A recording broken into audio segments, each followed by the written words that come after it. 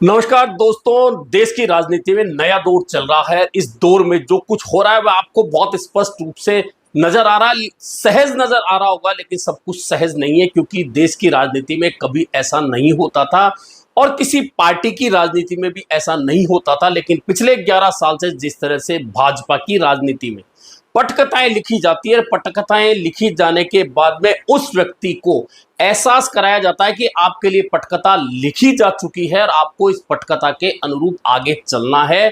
और कुछ ऐसा ही उपराष्ट्रपति जगदीप धनखड़ के मामले में हुआ। उनके लिए एक पटकथा लिखी गई, लेकिन पटकथा इतनी तेजी के साथ लिखी गई और सिर्फ 3.5 घंटे में वह पटकथा लिखकर उसका नतीजा भी सामने ला दिया गया। जी हां, 3.5 घंटे बहुत महत्वपूर्ण होते हैं। क्या आपको लगता है कि एक व्यक्ति जो देश के बड़े पद उपराष्ट्रपति पद पर बैठा है वह 10 दिन पहले कहता है कि भगवान ने चाहा तो 2027 में रिटायर हो जाऊंगा, उसके बाद में वह कृषि मंत्री को लेकर जो कहते हैं उसके वीडियो सामने आते हैं। उसके बाद में संसद का मानसून सत्र शुरू होता है।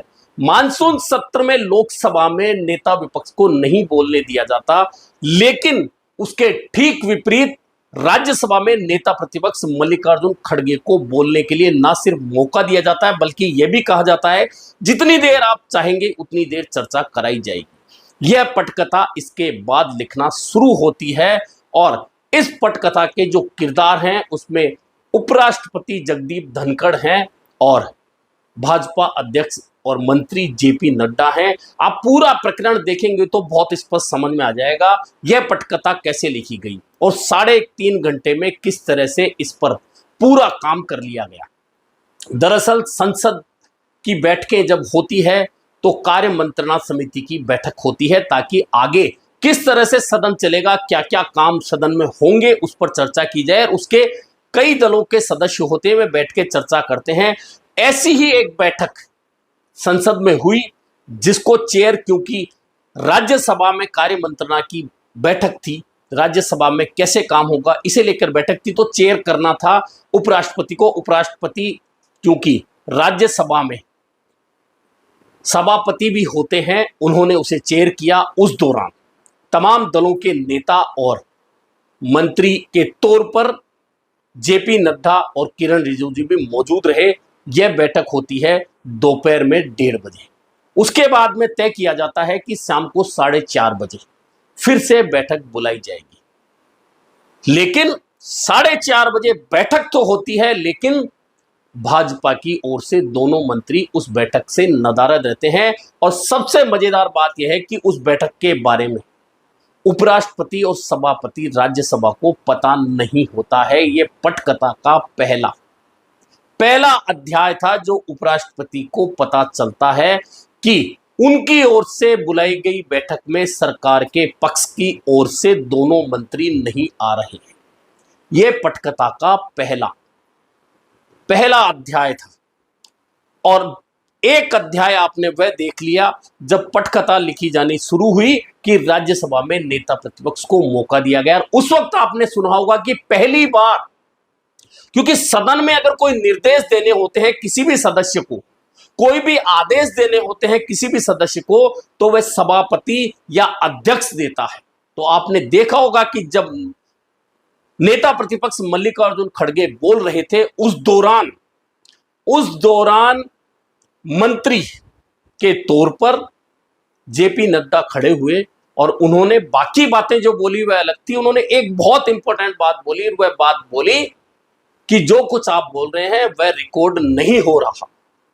अब आप समझ सकते हैं कि रिकॉर्ड नहीं हो रहा नेता प्रतिपक्ष का भाषण।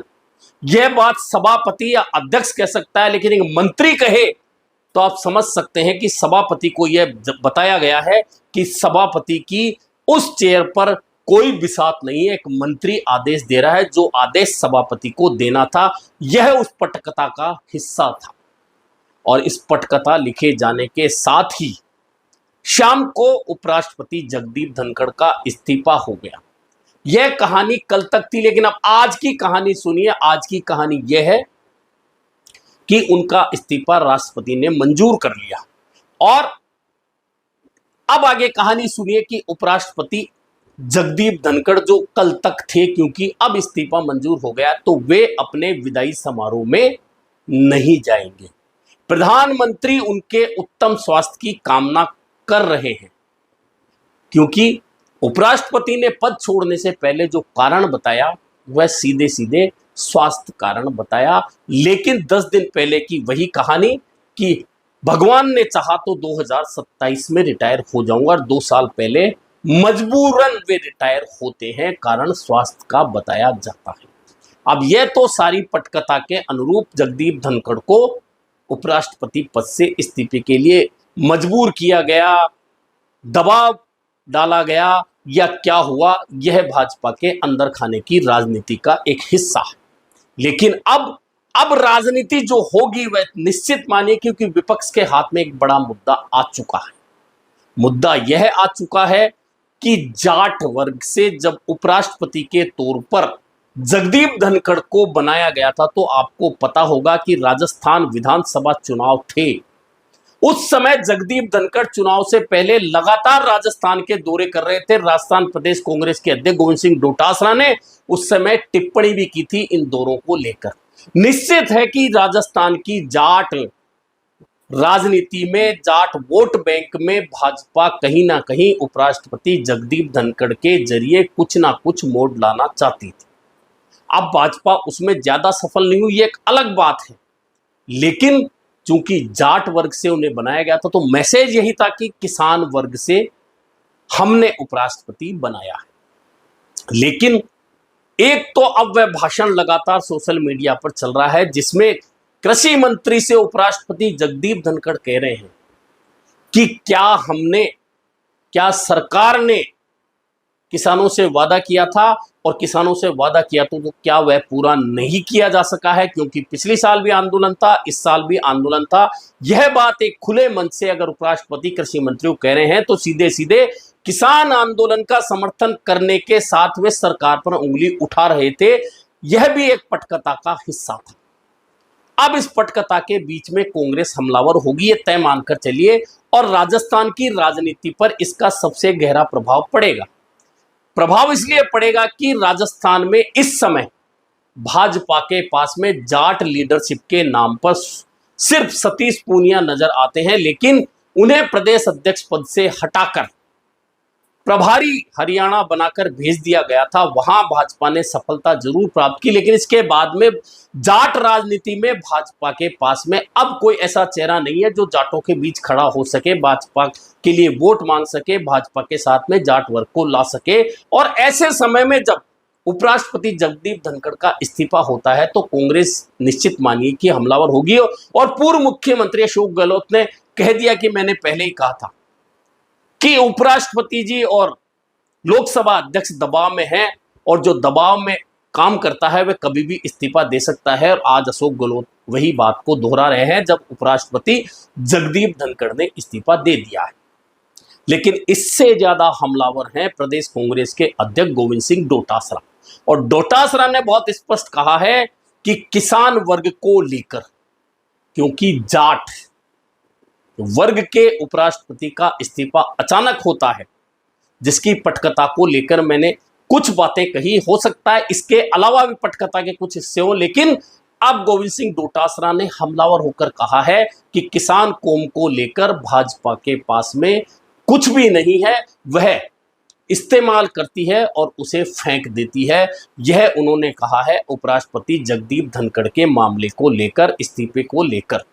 यानी कि राजस्थान की राजनीति में इसके दो असर क्यों होंगे, क्योंकि एक तो जगदीप धनखड़ झुंझुनू जिले के हैं, दूसरे वे दोनों पार्टियों, 3 पार्टियों से वे चुनाव लड़ चुके हैं, 3 पार्टियों का हिस्सा रह चुके हैं। वे कांग्रेस में भी चुनाव लड़ चुके, वे जनता दल से भी चुनाव लड़ चुके, और वे भाजपा के साथ भी जा चुके। ऐसे में सीधा सीधा जुड़ाव उनका राजस्थान से है, झुंझुनू के वे हैं, तो 3 पार्टियों के जरिए वे राजनीतिक रूप से चलते हुए उपराष्ट्रपति पद तक पहुंचे हैं।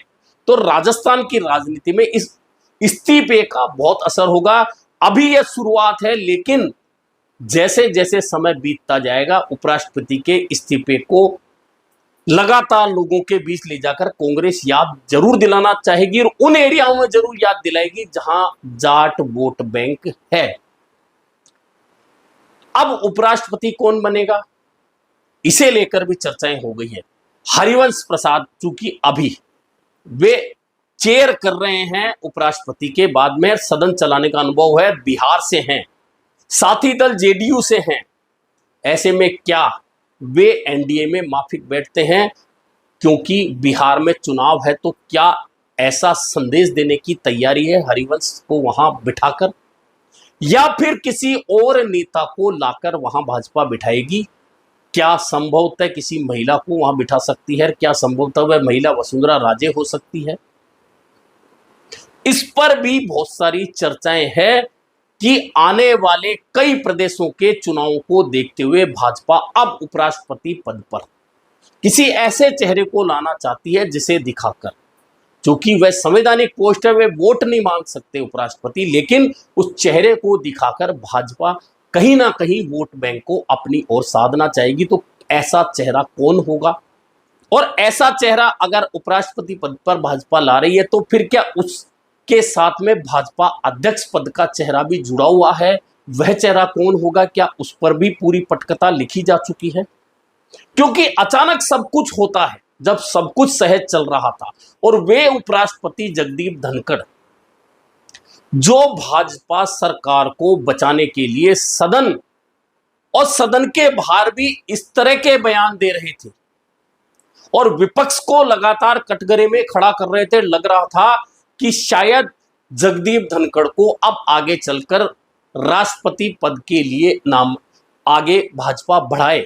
ऐसे व्यक्ति का अगर अचानक इस्तीफा हो जाता, इस्तीफे से पहले दिन में जो पटकथा लिख जाती है कि पहले मंत्री सदन में कह दें सभापति का हक छीन कर कि नेता प्रतिपक्ष जो भी बोल रहे हैं वह अंकित नहीं होगा, यह कहना सभापति को था। क्या यह नागवार गुजरा उपराष्ट्रपति को? क्या कार्य मंत्रणा समिति की बैठक में दोनों मंत्रियों का बिना कहे नदारद रहना वह नागवार गुजरा उपराष्ट्रपति को, या फिर पर्दे के पीछे कुछ और कहानियां लिखी गई और मजबूर किया गया उपराष्ट्रपति को कि वे इस्तीफा दें?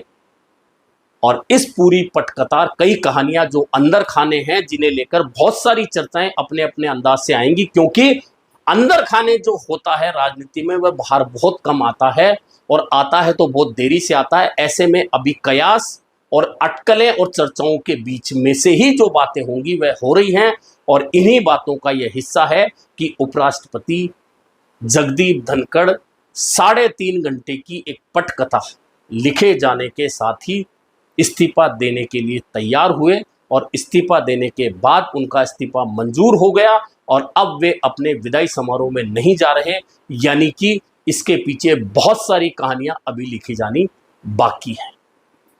अभी के लिए इतना ही, फिर मिलेंगे नए मुद्दे पर चर्चा के साथ।